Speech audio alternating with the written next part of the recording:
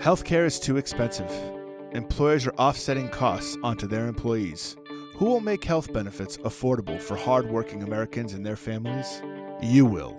This is the Empowering Plans Podcast, a show dedicated to helping you once again emphasize the benefit in benefit plan. Now prepare to learn, plan, save, and protect with the FIA Group. Hello, everyone, and welcome to another episode of the Empowering Plans Podcast. I am your host for today, Brady Bizarro, and joining me today is not Ron Peck. It's not Jen McCormick. No, it's actually someone I think for this topic is even better. She's here, she's well-informed, and she's ready to go. Say hello, Kelly Dempsey. Hello, Kelly Dempsey. Did I do that right? You got that right. You did. I even included your last name at the start, and you got that part right, too. So you're already doing better than most people are who do this podcast on an irregular basis. But welcome, Kelly. Welcome to our audience. We're excited to be here today. We're trying to stay positive in the midst of this pandemic as we enter the fall. We're getting tons of questions still, as you might expect, on the topic of COVID-19. We've answered everything having to do with the impact on health plans, what employer obligations are. But we recently came across an issue that's facing more and more employers as they reopen in this economy, especially those smaller employers who are in industries that have been impacted. And in particular, this issue has to do with the fact that they have to offer health insurance to their employees, but they're also being forced to operate at a reduced capacity.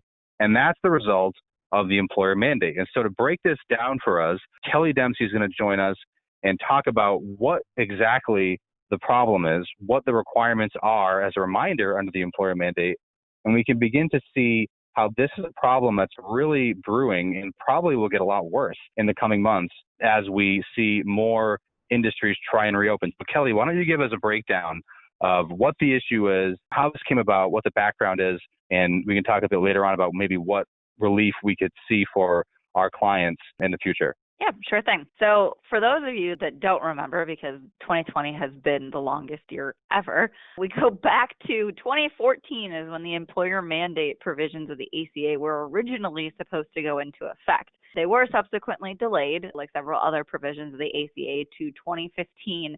And even then, there was additional transition relief for certain smaller employers that are still large employers. So the employer mandate fully went into effect in 2016 specifically, was in effect for employers over 100 employees in 2015. So employers that are subject to the employer mandate are considered applicable large employers.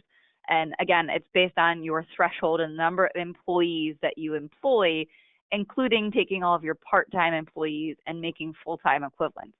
So there's a lot of math calculations involved with the employer mandate that we're definitely not going to get into. But the totality of the workforce, you need to average it out to all of your full-time employees and determine whether or not you are an applicable large employer. And that determination is you look to the prior calendar year. So for 2020, we're looking to 2019.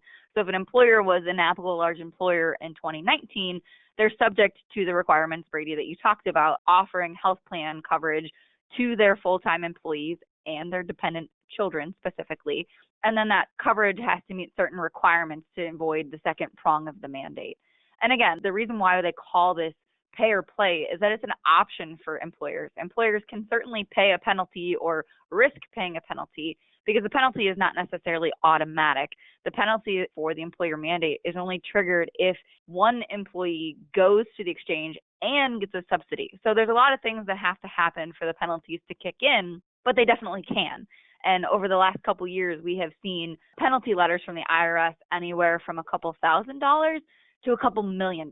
And that's not an exaggeration. That's an actual, I've seen a letter that was a $4 million penalty.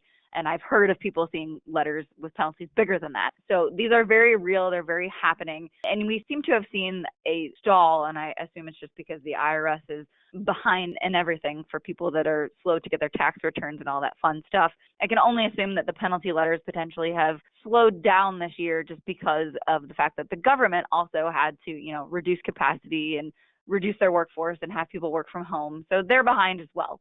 But that's, kind of a very high-level summary. There's still a requirement for anybody that was an applicable large employer in 2019 to offer coverage through 2020. So employers that are now going through the situation where they're potentially operating at, reduced capacities, especially the restaurant industry is obviously hit hard in this area, but even like hair salons and barber shops and things like that, where they have to space people out and they're not allowed to have all of their chairs filled. There's a lot of people that are suffering from this. So they're at reduced capacity. They're only allowed to see half of the people maybe that they were normally seeing on a daily basis. So obviously that impacts their overall revenues and, their workforce in general. So if there are layoffs or furloughs, even if they do those now, and, there is a difference between layoff and furlough. We won't dig into that on this podcast, but even if they laid off and terminated a significant portion of their workforce in 2020, they're still an applicable large employer because you measure it based on the year before. So it does put employers in a tough spot where if they're already facing potential revenue issues from an operational perspective, and they're now being forced to continue offering a health plan, even if they have a reduced capacity and reduced revenues, now they have more of a financial pinch here. So it is an unfortunate circumstance, and one that I'm not necessarily sure a lot of people have thought through or considered because there's been so much other things to focus on this year. But maybe, Brady, thus far we haven't seen any sort of policy fix issued yet, but maybe you can look in your crystal ball and determine, maybe there's some sort of solution, or what would we want Congress to do in this situation? Well, I think at some point I want to throw this crystal ball across the room because a lot of the things that we predict that need to happen, unfortunately, haven't happened. There's been a very big frustration, especially lately, on the part of the industry and really anyone involved in healthcare at the lack of action by Congress or waiting for another COVID-19 relief package that's supposed to tackle these issues and many more, and it hasn't happened yet as the election draws near. But basically, Kelly, I think what you're describing, again, something that most people didn't see coming and you haven't heard much talked about.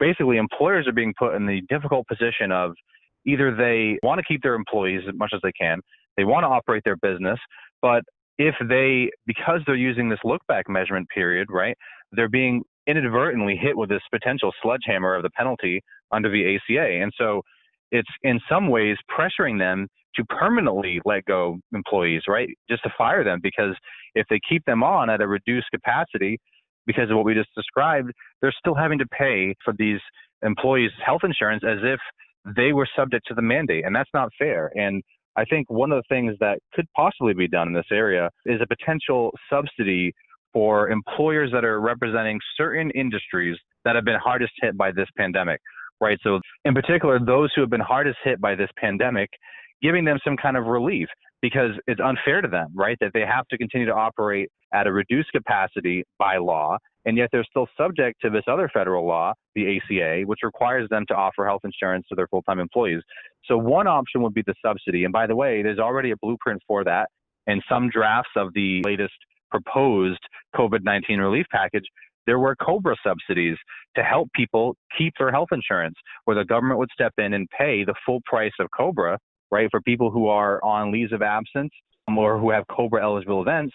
And so that's one potential solution here from the policymakers, where they could subsidize the cost, or, and probably even less likely, would be simply delay or cancel the particular penalty for these employers for the duration of the emergency period that we're in, which is at the moment through the end of this year and will likely be extended into next year. I think those are two of the most obvious solutions. Again, I think it's unlikely that you'd see the penalty, zeroed out. Probably more difficult to make that happen, but a subsidy for these employers to help defray the cost of care here. Because look, at the end of the day, the goals are the same for the employers and for the government, right? Which is to keep people employed. And so I think what happen otherwise, if we don't see action, is you're going to see a lot of employers that are stuck already in a difficult position having to make the choice of permanently letting go their employees because they just simply can't afford health insurance for them, because it is the number 2 cost that they face aside from wages for their employees. I don't feel very confident that we'll see action this year on this issue, but this is something that, we have been hearing more and more about, and we will bring to the attention of the associations that represent our industry to make this case when they are meeting with their congressional liaisons on Capitol Hill and even in state houses across the country, because it is a very important issue that we hadn't really considered before. So it is very interesting, and I don't think it was something that a lot of employers have thought through, and not to make this story any scarier, but because of the way that the timing of how you have to measure things and look at the size of the employer, we're already in September. So if employers haven't made major moves related to their workforce at this point, they could still be considered an at-large employer for 2021 and still have to continue offering coverage to those employees, especially if they're using the look-back method. But even if you're using the monthly measurement method, the requirement to offer coverage is still there and not necessarily any easier to fix. The measuring piece definitely makes things more complicated. But I do think there's potential, as my final parting words, that, typically we see the IRS issue the instructions for the forms, usually, very last minute. Sometimes they send out a draft in like October, November, and then they finalize the forms for December because they don't have to be completed until generally the end of January. If I'm referring to the 1095 and 1084 forms, those forms and instructions, there's a possibility that there may be some sort of changes to the forms, changes to the reporting methodology that might take the COVID-19 situation into account. But again, I unfortunately tend to agree with you, even if you chuck your crystal ball out the window, that this is a really tough situation, and I'm not necessarily sure we're going to get the answers that we want to get now, but it should definitely be something that employers consider from a business perspective, that not only do you have to consider the health of your workforce and, how to operate and revenues, but the potential that you could also be facing additional financial penalties if you continue to operate. I know, unfortunately, where I live, there's definitely been some restaurants that have made that hard decision that it's just not operational, it's not economic for them to continue functioning. And they have not necessarily closed their doors forever, but they've definitely closed their doors temporarily because they can't keep operating at the 50% capacity and absorbing all of these additional costs. So I'm not necessarily 100% certain what they're doing about their health plans, but it's definitely something that employers need to think about because the financial aspects of the whole pandemic situation are definitely going to be impacting us for quite some time. And again, that's not the most positive note to leave on, but hopefully maybe there will open some eyes with some chatter that we talk about, and hopefully people will take note and think about it. Yeah, you mentioned in your area seeing some of the restaurants close. So, around Boston, the same thing, right? I've seen a lot of famous restaurants and bars, frankly, that I used to go to in my college and law school years have all but vanished. And I think, this is going to be, as we want to leave with a positive note if we can, but as these issues creep up, as more and more unforeseen impacts occur from this pandemic, as we hopefully enter a new phase where we're trying to reopen and stay open, I do think if not the government, then you'll see a lot of pressure, or the federal government, you'll see pressure placed on states to provide relief. I think the agencies will provide relief. Eventually, we're going to have to do that. And so I do feel optimistic for 2021 as we head into that new year that we'll see a lot of these problems hopefully addressed by the applicable regulators. In the meantime, we're always here to answer these questions as they come up and to help evaluate the risks that apply to you in this case and the laws that still apply. And so for all of that, and for all of us at FIA, I want to thank you for listening to another episode of the Empowering Plans podcast. Have a good one. Take care, guys.